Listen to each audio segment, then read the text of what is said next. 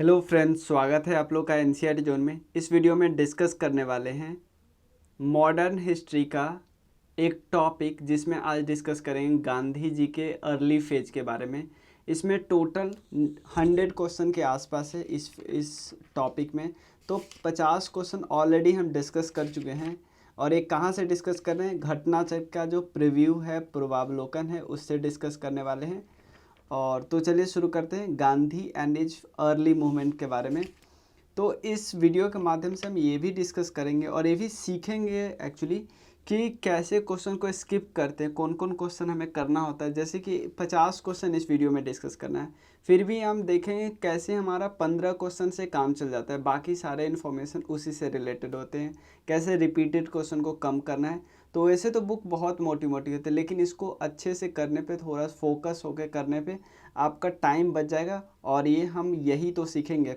और जो लोग इस कोर्स में ऑलरेडी ज्वाइन हो चुके हैं उनको वीडियो मिलना शुरू हो चुका है। तो चलिए शुरू करते हैं। 51st नंबर क्वेश्चन है, who among the following capitalist served as AICC all India Congress committee treasurer for many years and went to jail in 1930। ये AICC के ट्रेजरर भी रहे। इनका नाम है जमन लाल बजाज। जमन लाल बजाज, ठीक है ना। गांधी जी इनको बोलते थे, गांधी जी इनको अपना पांचवा बेटा मानते थे। गांधी जी, इनके 4 अपने बेटे थे, 5वां, क्योंकि गांधी जी के बहुत क्लोज एसोसिएट है और बिल्कुल गांधी जी के साथ रहते थे बहुत बार। जैसे गांधी जी का जो सोशल इनिशिएटिव था ना, लाइक कि अनटचेबिलिटी को हटाना है, हरिजन को प्रोहिबिट करना है, और हरिजन का जो प्रोहिबिशन है टेंपल में जाने का, उस सब को रुकवाना है कि जो प्रोहिबिशन है उसको खराब है। खादी को प्रमोट करना है। और इन्होंने, पता है क्या हुआ, नॉन कॉपरेशन मूवमेंट जो 1920 वाला है उसमें पार्टिसिपेट भी किया।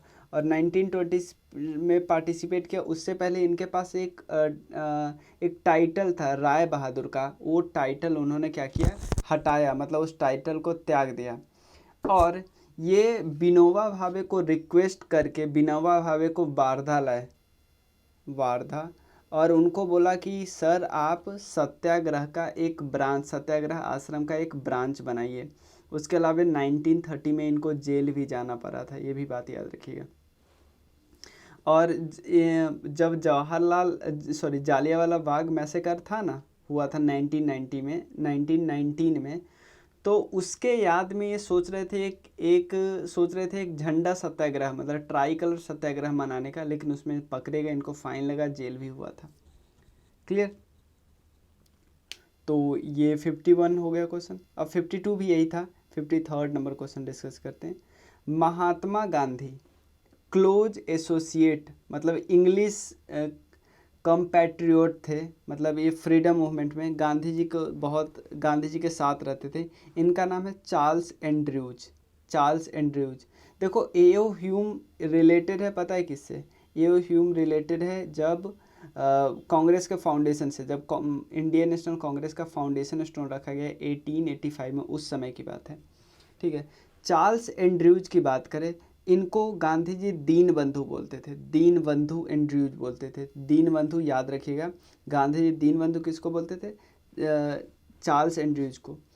चार्ल्स एंड्रयूज एक्चुअली प्रोफेसर थे सेंट स्टीफन कॉलेज के। स्टीफन कॉलेज के क्या रहे थे? प्रोफेसर थे।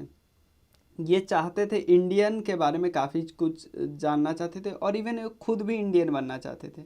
गांधी जी के साथ ये फोनिक्स फार्म में भी रहते थे। और एक सिर्फ गांधी जी के क्लोज नहीं थे, गांधी जी के अलावा गोपाल कृष्ण गोखले, रविन्द्रनाथ टैगोर, इन सब के भी क्लोज थे। और गांधी जी ने इनको नाम दिया था दीनबंधु का, क्योंकि ये बहुत ज़्यादा पुअर से, थोड़ा सा पुअर के तरफ अलाइन होते थे। उसके अलावा एक इन्फॉर्मेशन और डिस्कस करना है, इनके बारे में जानना है, चार्ल्स एंड्रयूज के बारे में।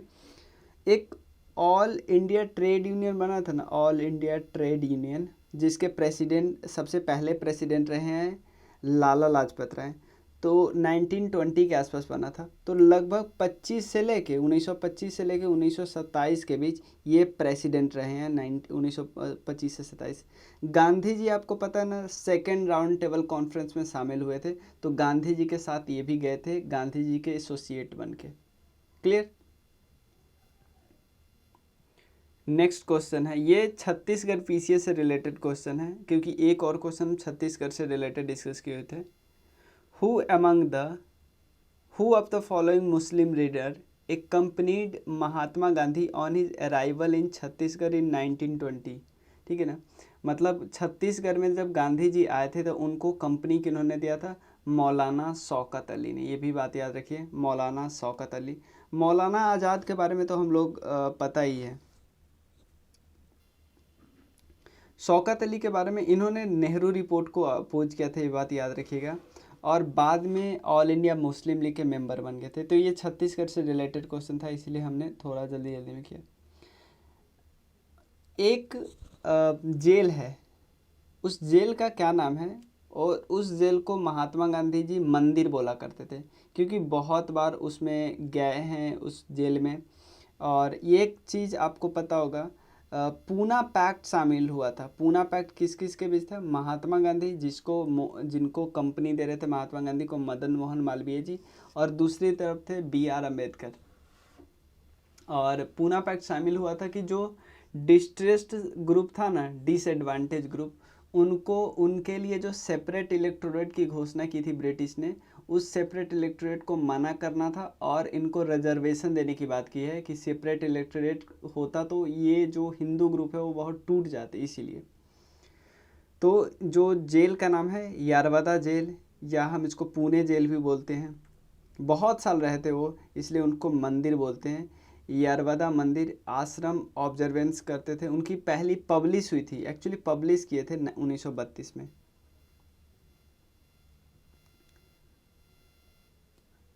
57 नंबर क्वेश्चन है, इसके और भी ऑप्शन मैं बताता हूँ। Under death of Mahatma Gandhi, Mahatma Gandhi के डेथ पे किन्होंने कहा था the light has gone out of our life? Lord Mountbatten, doctor Rajendra Prasad, उसके अलावा सी ऑप्शन है डॉक्टर सर्वपल्ली राधाकृष्ण, ये पहले वाइस प्रेसिडेंट रहे हैं हमारे देश के। डी है जवाहरलाल नेहरू। ठीक है, तो किन्होंने कहा था? ये कहा था जवाहरलाल नेहरू जी ने। ठीक है, ये बोला था, इसे friends and comrades the light has gone out of our lives, darkness हो गया पूरे देश में। ठीक है, कि हमारे बापू अब नहीं रहे। देखो आजकल जो स्टेटमेंट वेस्ट वाला जो क्वेश्चन आने लगा है ना, हिस्ट्री में स्टेटमेंट वेस्ट वाला क्वेश्चन, तो ऐसे क्वेश्चन का इम्पोर्टेंस बहुत ज़्यादा बढ़ जाता है। जवाहरलाल नेहरू। माउंटबेटन, आपको 3 जून प्लान जो आया था उसको माउंटबेटन प्लान भी बोलते हैं। और उसके अलावा माउंटबेटन ये भारत के पहले गवर्नर जनरल रहे हैं, इंडिपेंडेंट भारत के पहले गवर्नर जनरल रहे हैं, याद रखिए। इंडिपेंडेंट भारत के पहले इंडियन गवर्नर जनरल कौन है बताइए? राजगोपालाचारी जी। डॉक्टर राजेंद्र प्रसाद जी का नाम आप 2-3 चीज़ की याद रखिए। फर्स्ट परमानेंट प्रेसिडेंट बने थे किसके? कंस्टिट्यूएंट असेंबली के। और 2-3 ग्रुप के जो 2 परमानेंट कमेटी जो थी ना, मेजर कमेटी, उसके प्रेसाइड भी करते थे। एक स्टीयरिंग कमेटी थी, एक रूल्स वाला जो कमेटी था, रूल्स ऑफ प्रोसीजर वाला कमेटी, उसके में प्रेसाइड कर रहे थे। और उसके अलावा जवाहरलाल नेहरू की बात करें तो इन्होंने ऑब्जेक्टिव रिजोल्यूशन दिया था किस दिन कंस्टिट्यूएंट असेंबली में? 13 जनवरी को, 13 दिसंबर को, 13 दिसंबर को, 13 दिसंबर 1946, और उसको मान लिया गया, इसको एडॉप्ट कर लिया गया 22 जनवरी 1947 को। ठीक है, और 3 कमेटी के मेंबर के हेड थे जवाहरलाल नेहरू, हम सबको पता है, यूनियन पावर, यूनियन कॉन्स्टिट्यूशन और स्टेट कमेटी। चलिए, और जब नेहरू रिपोर्ट नहीं दिया था, नेहरू ने एक्चुअली मोतीलाल नेहरू ने नेहरू रिपोर्ट दिया था 1928 में, याद रखिए।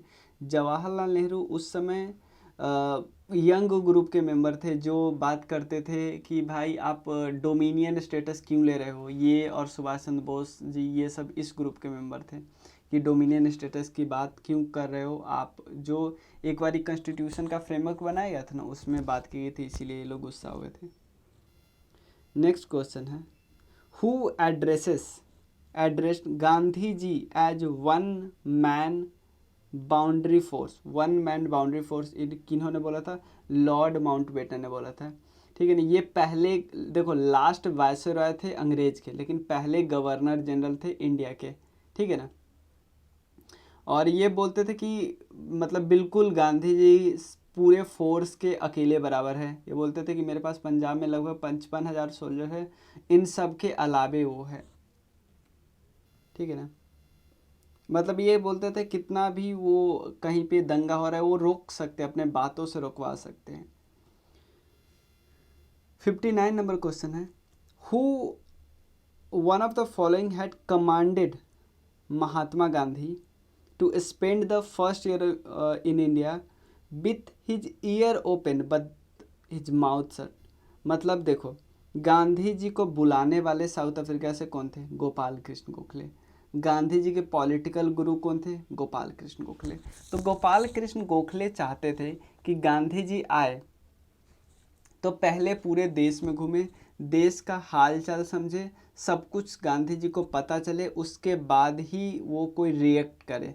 तो आपको पता है गांधी जी तो यही वही बात बोलते थे कि 1 साल अपना कान ओपन रखो, कि सब कुछ सुनो, क्या हो रहा है क्या हो रहा है, लेकिन कुछ बोलना नहीं, कुछ रिएक्ट नहीं करना है। ये बात वो बोलना चाह रहे थे।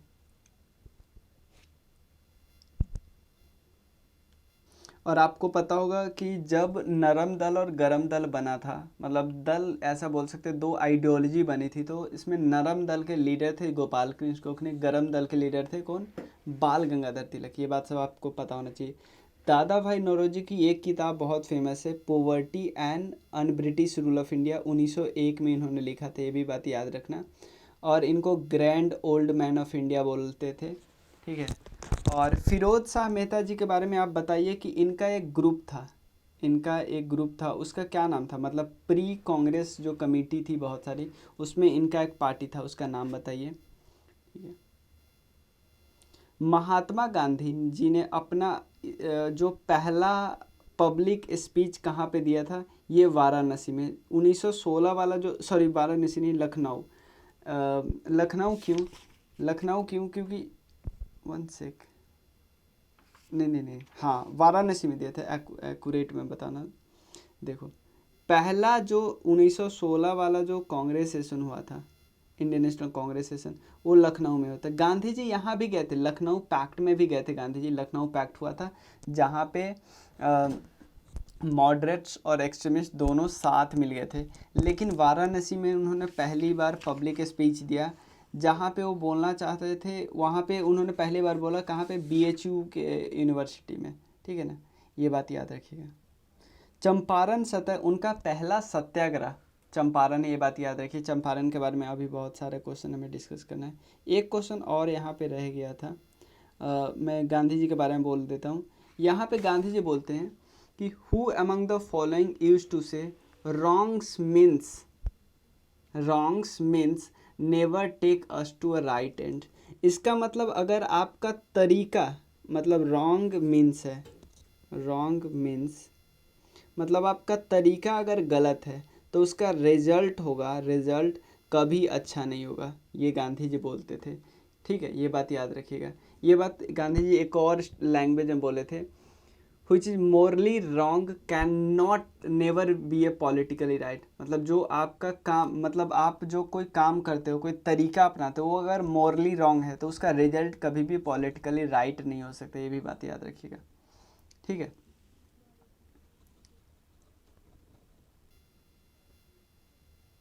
ठीक है, इतना तक ही रहने देते। अगले वीडियो में हमें 2 टॉपिक का से रिलेटेड बस क्वेश्चन करना है। एक तो चंपारण सत्याग्रह से रिलेटेड क्वेश्चन करना है, और एक और टॉपिक है जिसमें खेरा वगैरह से क्वेश्चन होगा, और चंपारण, अहमदाबाद, खेरा, इन तीनों टॉपिक से रिलेटेड क्वेश्चन है जो कि नेक्स्ट वीडियो में डिस्कस करेंगे।